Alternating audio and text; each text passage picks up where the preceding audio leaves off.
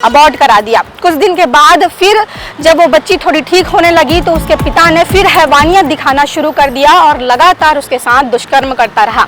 हमें सूचना मिली कि एक माइनर के साथ उसके फादर ने मल्टीपल टाइम सेक्सुअल असॉल्ट किया। और सबसे बड़ा सवाल ये भी है कि क्या ये बड़ा गिरोह चल रहा है जिसमें एक नाबालिग बच्ची को या एक महिला को गर्भवती करके उसके बच्चे को बेचने का काम चल रहा है।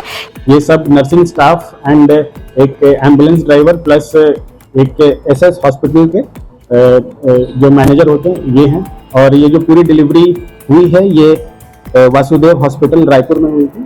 बच्चे को लेन देन में कुल अभी तक के रिकॉर्ड्स में अराउंड 1.25 लाख के आसपास का ट्रांजैक्शन हुआ है, जिस पर और जांच कर रहे हैं।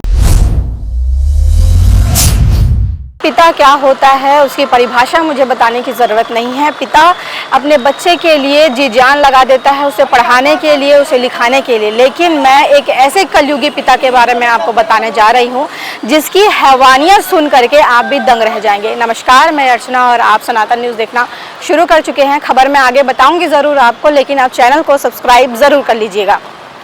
राजधानी रायपुर में एक पिता की बात एक बताने जा रही हूँ जिसने अपनी ही बच्ची के साथ में अनाचार किया, दुष्कर्म किया।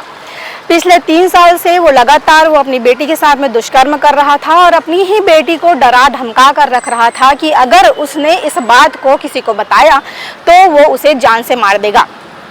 और इस डर में वो बच्ची जो सिर्फ 16 साल की है वो डर कर चुप की चुप रही। 2023 में ये मामला पहली बार सामने आया था। मतलब उस बच्ची ने किसी को बताया नहीं, लेकिन 2023 में उसके साथ में दुष्कर्म हुआ था। 2023 में जब पहली बार उसके पिता ने उसके साथ में दुष्कर्म किया, उसके कुछ दिन के बाद वो लड़की गर्भवती हो गई। गर्भवती होने की बात जब उसने अपनी बुआ को बताई तब उसकी बुआ ने उस बात को अपने भाई को यानी उस बच्ची के पिता को बताया। तो जैसे तैसे करके उन्होंने उस बच्ची को डराकर, धमकाकर और चमकाकर उसे टैबलेट खिला दिया, जिससे उसने बच्चे को अबॉर्ट करा दिया। कुछ दिन के बाद फिर जब वो बच्ची थोड़ी ठीक होने लगी तो उसके पिता ने फिर हैवानियत दिखाना शुरू कर दिया और लगातार उसके साथ दुष्कर्म करता रहा। अभी कुछ दिन पहले जब उसके साथ में दुष्कर्म हुआ और ये पता चला कि वो लड़की जो है, जो नाबालिग लड़की है, वो गर्भवती हो गई है, तो उसके पिता ने उसकी कथित बुआ के साथ मिलकर उस बच्ची को रखना चाहा और उस बच्ची के बच्चे को रखना चाहा। माफ़ी चाहूँगी मैं। जब वो गर्भवती हुई, 9 महीने पूरे हुए। 9 महीने पूरे होने के बाद राजधानी रायपुर के रायपुरा में एक निजी अस्पताल में उसका जो है डिलीवरी करवाया गया और डिलीवरी के बाद बच्चा भी हुआ। बच्चा होने के बाद उस माँ को, मतलब उस नाबालिग माँ को उसके बच्चे से दूर कर दिया गया। और एक ये बात बताऊंगी जिसे सुनकर आप दंग रह जाएंगे। उस बच्चे को, जो बच्चा पैदा हुआ था, उस बच्चे को बेच दिया गया। नाबालिग लड़की ने इसकी जानकारी पुलिस को दी। पुलिस ने इस पर कार्रवाई करते हुए आरोपियों को गिरफ्तार कर लिया गया है। 2 महिला और 2 पुरुष जो हैं वो गिरफ्तार हुए हैं। आपको एक बात ये भी बताऊं कि लड़की जो है वो नाबालिग है और इस नाबालिग लड़की को बालिग दिखाया गया। फर्जी आधार कार्ड बनाया गया और फर्जी आधार कार्ड बनाकर इसे अस्पताल में भर्ती कराया गया जहां इसने बच्चे को जन्म दिया। अब आप सोच सकते हैं कि अभी के समय में भी लोगों के हौसले इतने ज़्यादा बुलंद है कि वो फर्जी आधार कार्ड और फर्जी आईडी बनाकर जो बालिग है उसे नाबालिग और जो नाबालिग है उसे बालिग दिखाकर इस तरीके का काम कर रहे हैं। और सबसे बड़ा सवाल ये भी है कि क्या ये बड़ा गिरोह चल रहा है जिसमें एक नाबालिग बच्ची को या एक महिला को गर्भवती करके उसके बच्चे को बेचने का काम चल रहा है। ये तो हालांकि जांच की बात है, पुलिस की जांच में और भी बातें सामने आएंगी। पुलिस जांच में जुटी हुई है।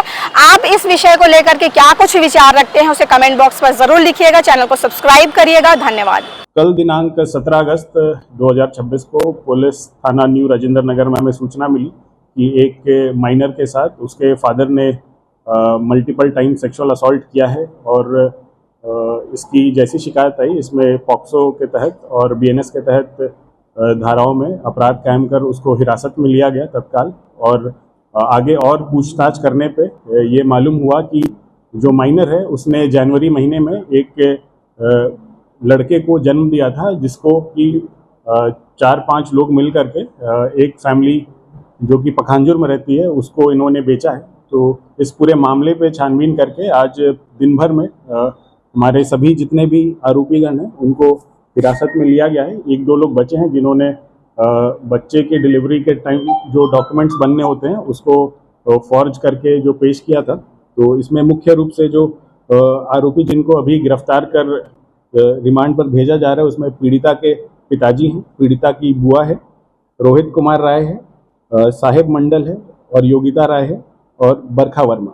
ये सब नर्सिंग स्टाफ एंड एक एम्बुलेंस ड्राइवर प्लस एक एसएस हॉस्पिटल के जो मैनेजर होते हैं ये हैं। और ये जो पूरी डिलीवरी हुई है ये वासुदेव हॉस्पिटल रायपुर में हुई थी। और बच्चे को लेन देन में कुल अभी तक के रिकॉर्ड्स में अराउंड 1.25 लाख के आसपास का ट्रांजैक्शन हुआ है, जिस पर और जांच कर रहे हैं। और ये लोग क्या और भी किसी मामले में जुड़े हुए हैं इसकी भी अलग से पूछताछ चल रही है। और मामले में जैसे ही और कुछ अपडेट आएगा फिर आपको और बताया जाएगा। सर बेसिक पैसे पे ही किया गया था? हाँ, इंटेंशन कुछ भी हो, मनी ट्रेल है, एक माइनर को बेचा गया है तो अपराध है।